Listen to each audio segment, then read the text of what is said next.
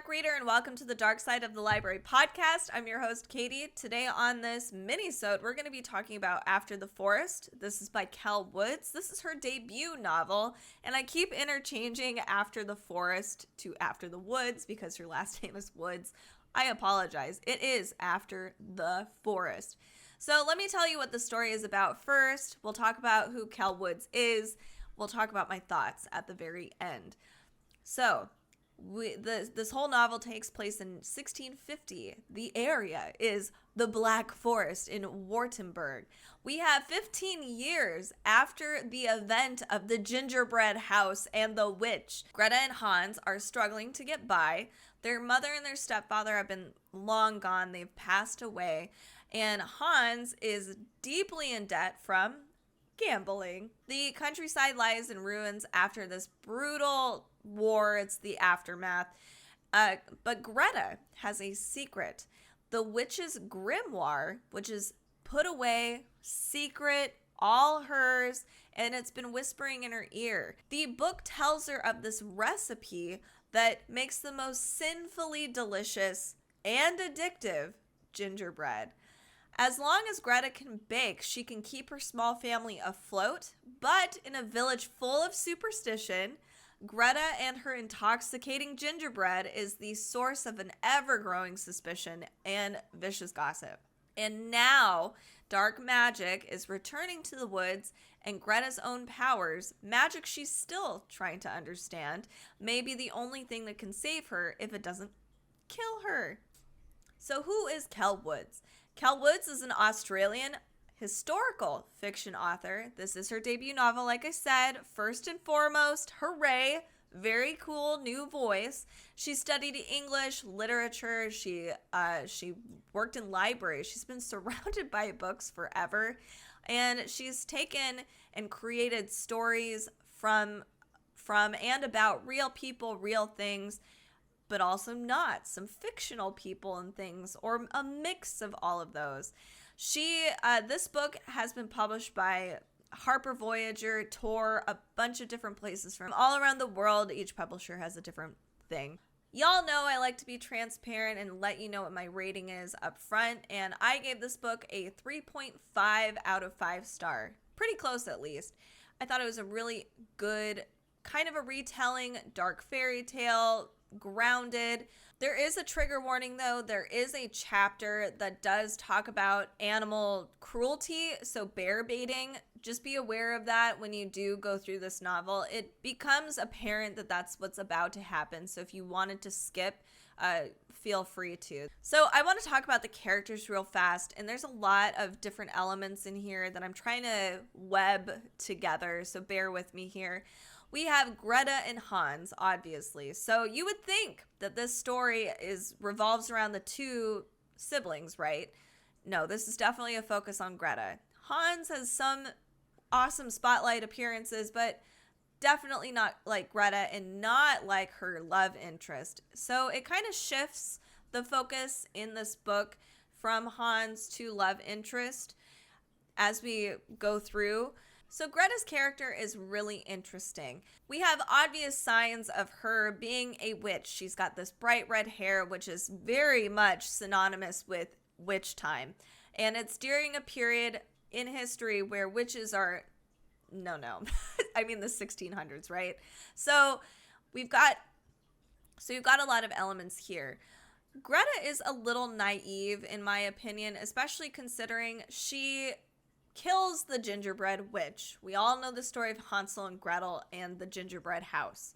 So she kills the witch, and her parents are gone. They've passed, and they've spent the last 15 to 20 years basically being alone. And Greta and Hans have had to become more independent. They've only relied on each other and maybe some of the helping hands from the village occasionally. Not only that, Greta has picked up this magical grimoire from the gingerbread witch who has been guiding her over the years and trying to help her hone her magic. She's like a secret friend. Like, they don't just do magic and gingerbread together. You know, she's there all the time talking to Greta and kind of knows how she feels, like, oh, are you going to talk to so-and-so because they treated you poorly the other day? So you would think with all of these elements that Greta wouldn't be as naive as she is. She seems awfully surprised about a lot of things. For instance, even just the amount of magic that is around, so the appearance of a shapeshifter, or Hans being a gambling addict for the upteenth time. She just is always like, oh. But I think it's also because she has kind of this heart of gold. She's very considerate, compassionate, loving, tender. And I really like seeing that kind of character, because something I would also like to add is her magic is so much fun. The reason why I really liked this was because we get this, it's a strong female protagonist, but it's not the same kind of protagonist you see in a lot of books where you've got powerful fighter lady who just bombs right in there, or she's very witty and she'll sneak her way in there with her wit. She uses gingerbread and bakes and has just this heart of gold, and she's just trying to do the right thing. It's very, very, very fun. So I love that she is able to do so many things with the gingerbread, including tricking and maybe even deceiving people into getting into certain places that she's not supposed to, and sneaking around, gaining good faith in people. All of this through baking, like her natural magic. And she's trying really hard not to stumble into some of the darker magic or the more powerful magic. She's like, I'm gonna stay in my lane. And I think it's really fun because she's not this aggressive, outspoken even, or, steamrolling kind of character. She's just very different than what I've seen. And plus, gingerbread magic is so much fun. The whole thing is just, it's wild. I loved all of that. It was great. So enough about Greta. Hans now, because we're talking about, Hansel and Gretel. Hans, he has some focus and spotlight in the very beginning. It shifts to Greta's love interest. Unfortunately, I feel like Hans got the short end of the stick, and fine, not everybody's perfect. I'm also shocked that Greta just still deals with Hans's crap as an adult. You would think that they would be way more sufficient with things, but it's okay. Hans is going through some stuff. And then Hans ends up being almost the catalyst for continuing some of the storyline further for Greta, and then just, being a little side character for sure. Matthias or Matthias, I'm not sure how you'd pronounce that. The love interest becomes more pivotal for Greta, and he's the hunter. He's soft-spoken, kind of an outsider to the village, but he's useful because he does go out and hunt. He's strong, obviously. So he becomes more of a pivotal character in this story. I want to confess something. Y'all have listened to my podcast episodes long enough where you probably have picked up on the fact that I'm not a fan of forced romances. I don't know what it is about this one that felt so wholesome and really rounded out the story.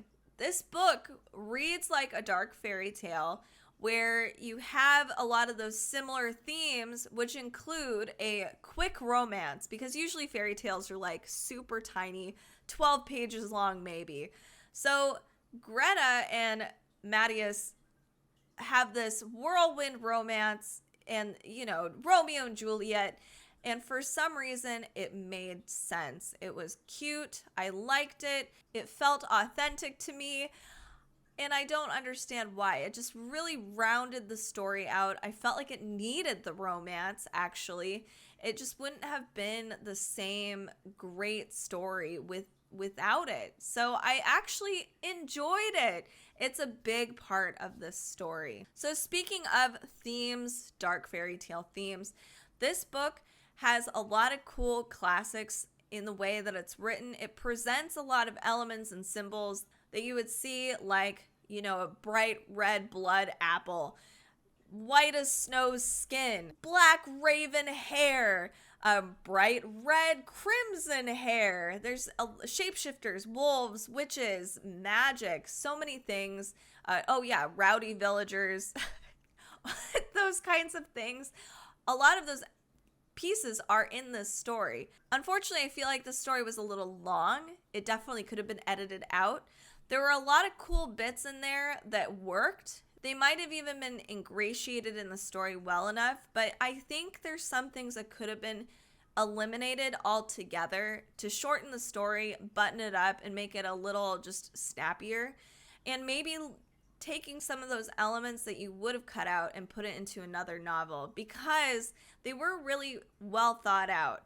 There was just a lot going on. We have a war, we have dark magic, we have shapeshifters, we have Greta, and that book is its own problem. We have Hans, we have the hunter Matthias, we have a friend as well, we have marriage arrangements. There's just a lot of things happening in this story, and even though it was, I thought, pretty well connected, I think it for some people might be a little overwhelming. It definitely bogged the story down in the very beginning. So admittedly, I almost DNF'd this book in the first 20%. 20%. This book was so slow. It was hard to get through. I'm not sure why. The characters didn't feel relatable. Greta and Hans, too, their situation, what the village was going through, the aftermath of the war, that sort of thing. It got lost and muddled. And all of the other characters, too, in the village that were relational to Greta and Hans, honestly, I actually can't even recall some of the stuff that happened in the beginning. It was kind of boring. And I think the reason why I kept going was because everything in that summary was so good. And I was like, it has to turn around at some point, right? And I'm glad I did finish it, because it did become more uplifting, fun. It was a really great autumnal, and honestly, it'd be a great winter read too. Like, the season that they're in feels really chilly and cold, and it feels like there's a lot of comforting parts of this story. It is a dark fairy tale. The dark, dark woods and wandering through the cold wilderness while you're sitting and reading a book about this is just really perfect. So just be aware, it is, to me and a lot of other people, pretty slow in the beginning, but it does pick up pretty quickly after a while, and hopefully you'll enjoy the story too. So if you're really into dark fairy tales, if you love all of those different elements and put in a more historical context, something a little more grounded, you get a really fun aftermath story of Hansel and Gretel, which you don't see a lot of. And I love the magic. I love our protagonist and what she does. Even though I don't relate to her very much, I just like that she's different than what I've read a lot of recently with our powerful female protagonist. She's just a different kind, and I really appreciate it. And it's kind of cottagecore. It's gingerbread cottagecore. I really dig it. So if this is something that you're really interested in, check out After the Forest. This is by Kel Woods. Highly recommend, and make sure to let us know what you think. You can comment over on YouTube, on your favorite listening app. Make sure to subscribe and to leave us a little rating. That really helps. And to spread the word about Dark Side of the Library.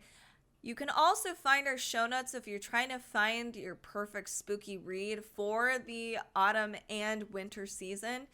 You can go to darksideofthelibrary.com and you'll find a ton of cool reads over there. We like to publish every Wednesday and Friday and sometimes Mondays, so stay tuned for those days and have a creep-tastic rest of your week. We're getting close to Halloween, y'all. Thank you so much for listening.